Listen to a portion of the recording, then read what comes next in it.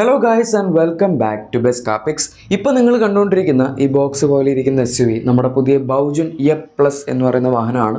And നിങ്ങളിപ്പോൾ വിചാരിക്കുന്നുണ്ടാകും ഞാൻ എന്തിനാണ് ഈ കണ്ട ചൈനീസ് കമ്പനികളെ പറ്റി അല്ലെങ്കിൽ ചൈനീസ് വണ്ടികളെ പറ്റിയൊക്കെ ഇവിടെ പറയുന്നത് എന്ന്. പക്ഷേ എന്നാൽ ഇതിനിവിടെ ഒരു സിഗ്നിഫിക്കൻസ് ഉണ്ട്. സംഭവം എന്താണെന്ന് വെച്ചാൽ നമുക്ക് ഇന്ത്യയിൽ കിട്ടുന്ന കോമറ്റ് EV ആ വണ്ടിയുടെ സെയിം പ്ലാറ്റ്ഫോമിലാണ് ഈ ഒരു വാഹനം വരുന്നത്. കോമറ്റ് EV വൂളിങ്ങിൻ്റെ എയർ EV എന്ന് പറയുന്നൊരു വാഹനം ഉണ്ടായിരുന്നു. അത് ബേസ്ഡ് ആയിട്ടുള്ള ഒരു വണ്ടിയായിരുന്നു. അതാണ് നമുക്കിവിടെ MG കോമറ്റ് എന്ന പേരിൽ കിട്ടിയത്.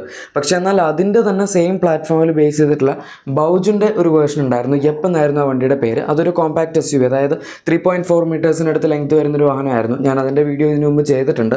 ഇത് പക്ഷേ വളരെ ചെറിയൊരു വാഹനമാണ്. നമ്മളിപ്പം കോമറ്റ് വെച്ച് കമ്പയർ ചെയ്യുമ്പം കുറച്ചുകൂടി ഡിസൈൻ വൈസ് ബെറ്റർ ആണ്. ഇത്തിരിയും കൂടെ വണ്ടി പോലെയൊക്കെ കാണാൻ തോന്നും.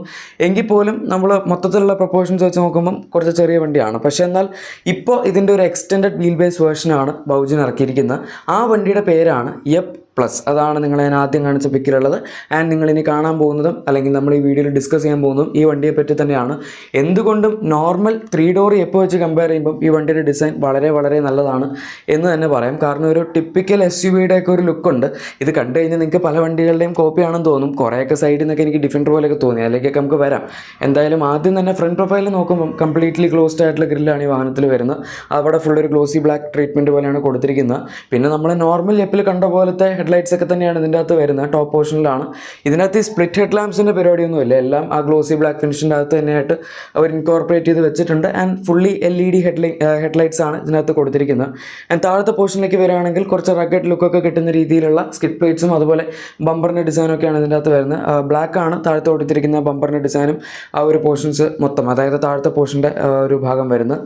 പിന്നെ ഇതിൻ്റെ ഹുഡൊക്കെ അത്യാവശ്യം നന്നായിട്ട് തന്നെ റേസ് ചെയ്താണ് ഇരിക്കുന്നത്. അതായത് കുറച്ച് നന്നായിട്ട് പൊങ്ങിയാണ് ഇരിക്കുന്നത്. ഒരു SUVയുടെ ഒക്കെ ലുക്ക് കിട്ടുന്ന രീതിയിൽ, അല്ലാതെ ഈ പറയുന്ന കോമ്പാക്ട് SUVയുടെ പോലെ വളരെ കുറച്ച് താഴ്ന്നിട്ടൊന്നുമല്ല. അങ്ങനെ മൊത്തത്തിൽ നോക്കുമ്പം ഒരു ടൈപ്പ് ഓഫ് ബോക്സ് പോലെ ഇരിക്കുന്ന ഒരു ഡിസൈനാണ് ഇതിൻ്റെ അകത്ത് കൊണ്ടുവന്നിരിക്കുന്നത്. ഇനി സൈഡ് പ്രൊഫൈലിലേക്ക് വരികയാണെങ്കിൽ ഇവിടെ നമുക്ക് അത്യാവശ്യം നല്ല പ്രൊപ്പോർഷനേറ്റ് ആയിട്ടുള്ളൊരു ഡിസൈൻ കാണാം. ഞാൻ നേരത്തെ പറഞ്ഞ പോലെ തന്നെ നമ്മുടെ ഡിഫൻഡറിൻ്റെ ഒക്കെ നല്ല രീതിയിലുള്ള ഇൻസ്പിറേഷൻ ഈ വണ്ടി ഡിസൈൻ ചെയ്യുന്ന സമയത്ത് അവർ എടുത്തിട്ടുണ്ട് എന്ന് യാതൊരു സംശയമില്ലാതെ പറയും. അത് ഈവൻ ഡോറുകളുടെ ഡിസൈനിൽ പോലും നമുക്ക് സിമിലാരിറ്റി തോന്നും. അത്തരത്തിലാണ് കോപ്പി അടിയുടെ ലെവൽ പോയിരിക്കുന്നത്. എന്തായാലും അതുപോലെ തന്നെ സി പില്ലറിൻ്റെ ഏരിയ, അതിൻ്റെ ബാക്കിലോട്ട് വരുന്ന ഒരു പോർഷൻ നമ്മൾ ഡിഫൻഡറിൽ കണ്ടിട്ടുള്ള ഒരു ഡിസൈൻ എലമെൻ്റ് ആണത്. അതൊക്കെ ഇതിൻ്റെ അകത്തും അവരെടുത്ത് വെച്ചിട്ടുണ്ട്. പക്ഷെ എന്തായാലും അതൊരു മോശം ഡിസൈനാണെന്ന് നമുക്ക് പറയാൻ പറ്റില്ല. കാരണം അത് കാണാൻ രസമുള്ളതുകൊണ്ടാണല്ലോ അവർ കോപ്പി അടിച്ചത്. അതെന്തായാലും ഈ വാഹനത്തിലേക്ക് വരുമ്പോഴും അങ്ങനെ തന്നെ അട്രാക്റ്റീവായിട്ട് തന്നെ വെച്ചിട്ടുണ്ടെന്ന് പറയാം. പിന്നെ മൊത്തത്തിൽ ഈ വണ്ടി സൈഡിലേക്ക് നോക്കുകയാണെങ്കിൽ അലോയ് വീൽസ് കൊടുത്തിട്ടുണ്ട്. അതുപോലെ തന്നെ ത്രൂ ഔട്ട് നമുക്ക് സൈഡ് ബോഡി ക്ലാഡിങ്സ് അവൈലബിൾ ആണ്. ബ്ലാക്ക് ഫിനിഷിലാണ് അത് പോകുന്നത്. മാറ്റ് ബ്ലാക്ക് ആണ്. ആൻഡ് റൂഫ് റെയിൽസ് ഇതിനകത്ത് അവർ കൊടുത്തിട്ടുണ്ട്. ഡ്യുവൽ ടോൺ ഫിനിഷാണ് വരുന്നത്. ആൻഡ് സി പില്ലറിൻ്റെ ബാക്കിൽ നിൽക്കുന്ന ആ ഒരു പോർഷൻ അത് ബോഡി കളർ ഫിനിഷിലാണ് കൊടുത്തിരിക്കുന്നത്. ഈ വണ്ടിയുടെ കളർ ബ്ലൂ ആയതുകൊണ്ടാണ് നമുക്ക് ആ ഒരു പോർഷൻ അവിടെ ബ്ലൂവിൽ തന്നെ വരുന്നത്. അവിടെ പിന്നെ വേറെ ഗ്ലാസ് ഒന്നും കൊടുത്തിട്ടില്ല. അതായത് ജസ്റ്റ് ഡിസൈൻ പോലെ തന്നെ ഒരു ഗ്ലോസി ബ്ലാക്ക് ഫിനിഷിൻ്റെ അകത്ത് അവർ അങ്ങനെ ഒരു ഡിസൈൻ ട്രീറ്റ്മെൻറ്റ് കൊടുത്തിട്ടുണ്ടെന്നേ ഉള്ളൂ. അല്ലാതെ ഇതൊരു 7 സീറ്റർ വാഹനമൊന്നുമല്ല. കാണുമ്പോൾ നല്ല ലെങ്ത്ത് തോന്നുമെങ്കിലും ഇത് വലിയ ലെങ്ത്ത് ഉള്ള വണ്ടിയല്ല. ജസ്റ്റ് 4 മീറ്റേഴ്സിനടുത്താണ് ഈ വാഹനത്തിന് ലെങ്ത്ത് വരുന്നത്. ഇത് നോർമൽ നമ്മുടെ എപ്പ് 3 ഡോറിനെ വെച്ച് കമ്പയർ ചെയ്യുന്ന സമയത്ത് 600 മില്ലിമീറ്റേഴ്സോളം ലെങ്ത്ത് കൂട്ടിയിട്ടുണ്ട്. അത് മാത്രമല്ല നമ്മൾ അതിൻ്റെ വിഡ്ത്ത് വെച്ച് കമ്പയർ ചെയ്യുകയാണെങ്കിൽ 75 മില്ലിമീറ്റേഴ്സ് ഇതിന് കൂടുതലാണ്. ആൻഡ് ഈവൻ വീൽ ബേസ് വരെ 450 മില്ലിമീറ്റേഴ്സ് കൂട്ടിയിട്ടുണ്ട്. നോർമൽ എപ്പ് 3 ഡോർ ഞാൻ പറഞ്ഞില്ല, അത് ജസ്റ്റ് 3.4 മീറ്റേഴ്സ് ലെങ്ത്ത് ഉണ്ടായിരുന്നുള്ളൂ. ഈ വണ്ടി പക്ഷേ 600 മില്ലിമീറ്റേഴ്സ് ലെങ്ത്ത് കൂടിയപ്പം 4 മീറ്റേഴ്സിനടുത്ത് ലെങ്ത്ത് ഉണ്ട്, 4000 മില്ലിമീറ്റേഴ്സ്. ഓക്കെ. ആൻഡ് നമ്മളിപ്പം ഈവൻ ഇതിൻ്റെ ടോട്ടൽ വീൽ ബേസ് നോക്കുകയാണെങ്കിൽ 2560 മില്ലിമീറ്റേഴ്സ് ഉണ്ട്. എന്ന് വെച്ചാൽ നോർമലി എടുക്കുന്ന സമയത്ത് ഒരു സാധാരണ വണ്ടിയുടെ അത്രയൊക്കെ വീൽ ബേസിന് കിട്ടുന്നുണ്ട്. പ്രത്യേകിച്ച് ഒരു 4 മീറ്റർ വണ്ടി എന്ന് പറയുമ്പം നല്ല രീതിയിലുള്ള വീൽ ബേസ് ഉണ്ട്. അപ്പോൾ 4 മീറ്റർ വണ്ടികൾക്കാണ് നോർമലി 2.6 മീറ്റേഴ്സ് വീൽ ബേസ് ഒക്കെ കാണാറുള്ളത്. ഇനി റിയർ പ്രൊഫൈലും കൂടെ നോക്കുകയാണെങ്കിൽ ഇവിടെ നമുക്ക് കാണാം കുറേയൊക്കെ വണ്ടികളുടെ ഇൻസ്പിറേഷൻ ഡിസൈനിൽ ഉൾക്കൊണ്ടിട്ടുണ്ട്. ആൻഡ് നമ്മൾ ഫ്രണ്ടിൽ കണ്ടതുപോലെ തന്നെ ഒരു പാനൽ പോലെ കൊടുത്തിട്ടുണ്ട്. അതിൻ്റെ അകത്താണ് ലൈറ്റൊക്കെ കൊടുത്തിരിക്കുന്നത്. പക്ഷേ ഇവിടെ കൊടുത്തിരിക്കുന്ന ആ പാനൽ ഗ്ലോസി ബ്ലാക്ക് അല്ല. ഇതിൻ്റെ അകത്ത് കുറച്ച് വൈറ്റ് ഇൻസേർട്സ് ഒക്കെ കൊടുത്തിട്ടാണ് ചെയ്തിരിക്കുന്നത് എന്ന് മാത്രം. പിന്നെ ഹുഡ് തുറക്കാൻ, അതായത് ബാക്കിലത്തെ ഡിക്കി തുറക്കാനുള്ള ഒരു ഓപ്ഷൻ ലെഫ്റ്റ് സൈഡിലായിട്ട് നമുക്കൊരു ലിവർ പോലെ കൊടുത്തിട്ടുണ്ട്. പിന്നെ ലൈറ്റ്സ് ഒക്കെ കാണാം. കൈൻഡ് ഓഫ് ഒരു റെക്ടാങ്കിൾ പോലത്തെ ലൈറ്റ്സ് ആണ് ഇതിനകത്ത് കൊടുത്തിരിക്കുന്നത്. പക്ഷേ അത് നേരെ വെർട്ടിക്കലായിട്ടാണ് വെച്ചിരിക്കുന്നത് എന്ന് മാത്രം. ഓൾ LED ടെയിൽ ലാംപ്സ് തന്നെയാണ് ഈ ഒരു വാഹനത്തിലും വരുന്നത്. ആൻഡ് ബാക്കിൽ നിന്നൊക്കെ കണ്ടു കഴിഞ്ഞാൽ നല്ല പക്ക ബോക്സ് പോലത്തെ ലുക്കാണ് ഈ വാഹനത്തിലുള്ളത്. ആൻഡ് ഇതിപ്പോൾ മൊത്തത്തിൽ ഒരു ബ്ലാക്ക് ഗ്ലാസ് ഒക്കെ വരുന്നതുകൊണ്ട് നമുക്ക് എന്താണ് ഗ്ലാസ്, ഏതാണ് ഇതിൻ്റെ ബോഡി പാർട്ട്, അങ്ങനെ അതായത് പാനൽസ് ഒക്കെ ഏതാണെന്നുള്ളത് കറക്റ്റായിട്ട് തിരിച്ചറിയാൻ തന്നെ ബുദ്ധിമുട്ടായിട്ടുണ്ട് എന്ന് പറയാം. എന്തായാലും ഇത് ഇന്ത്യയിലേക്ക് വരികയാണെങ്കിൽ ഈ വണ്ടി ഇത്രയും ഡാർക്കായിട്ടുള്ള ഗ്ലാസ് വെച്ച് വരുമൊന്നുമില്ല. അതിവിടെ ഇല്ലീഗലാണ്. കമ്പനിക്ക് വേണമെങ്കിൽ സ്വന്തമായിട്ട് കൊടുക്കാം. പക്ഷേ അതിനൊരു ലെവലുണ്ട്. ഇപ്പം മാരുതി സുസുക്കി ഒക്കെ ടിൻറ്റഡ് ഗ്ലാസ് കൊടുക്കുന്നുണ്ട് പച്ച കളറിൽ. പക്ഷേ എന്തായാലും ഇത്രയും ടിൻ്റൊന്നും ഒരിക്കലും പറ്റില്ല. ഇത്രയും ഫോട്ടോസ് മാത്രമേ ഈ വാഹനത്തിന് നമുക്ക് ലഭിച്ചിട്ടുള്ളൂ. ഇനി നിങ്ങൾക്ക് ഇതിൻ്റെ ഇൻറ്റീരിയർ കാണണം എന്നുണ്ടെങ്കിൽ ഏകദേശം കൊമറ്റീവിയുടെ ഇൻറ്റീരിയർ നിങ്ങൾക്ക് അറിയാലോ. എപ്പിൻ്റെ ഇൻറ്റീരിയർ നിങ്ങൾ ചിലപ്പോൾ കണ്ടിട്ടില്ലായിരിക്കും, പക്ഷേ അത് ഏകദേശം ഇങ്ങനെ ഇരിക്കും. ഇതും ഇതിനകത്ത് കുറേ പാനൽസൊക്കെ അല്ലെങ്കിൽ കുറേ പാർട്സൊക്കെ നമ്മുടെ കൊമറ്റീവി പോലെയൊക്കെ തന്നെയാണ് കൊടുത്തിരിക്കുന്നത്. എനിക്ക് തോന്നുന്നു ഇതിൻ്റെ കുറച്ചും കൂടെ വീതി കൂടിയ ഒരു വേർഷൻ ആയിരിക്കും നമുക്ക് എ പ്ലസിലും കിട്ടാൻ പോകുന്നതെന്ന്. അല്ലാതെ ഒരു ഇൻറ്റീരിയർ മൊത്തം മാറ്റേണ്ട കാര്യമൊന്നുമില്ല. കാരണം മറ്റേ ജസ്റ്റ് ഒരു ലോങ് വീൽ ബേസ് വണ്ടിയാണ്. 3 ഡോർ മോഡലിനെ വെച്ച് കമ്പയർ ചെയ്യുമ്പോൾ ഡിസൈൻ കുറച്ചും കൂടെ പ്രൊപ്പോർഷനേറ്റ് ആക്കിയിട്ടുണ്ട് എന്നുള്ളത് ഒഴിച്ച് നിർത്തി കഴിഞ്ഞാൽ നോർമൽ എപ്പിൻ്റെ ആണെങ്കിൽ പോലും ഇൻറ്റീരിയർ അങ്ങനെ വളരെ മോശമായിട്ടൊന്നും എനിക്ക് തോന്നിയിട്ടില്ലായിരുന്നു. മൊത്തത്തിൽ ഫീച്ചേഴ്സൊക്കെ ആണെങ്കിലും നമുക്ക് ഇന്ത്യയിൽ കൊമറ്റിൽ കിട്ടുന്നതിലും കൂടുതൽ ഫീച്ചേഴ്സ് ഈ വണ്ടിയിൽ അവൈലബിൾ ആണ്. ഫോർ എക്സാമ്പിൾ ഇതിൻ്റെ അകത്ത് അവർ ഇലക്ട്രോണിക് പാർക്കിംഗ് ബ്രേക്ക് കൊടുത്തിട്ടുണ്ട്. അതുപോലെ നമുക്ക് ഓട്ടോ എ സി അവൈലബിൾ ആണ്. ഇതൊന്നും കൊമറ്റിലില്ല.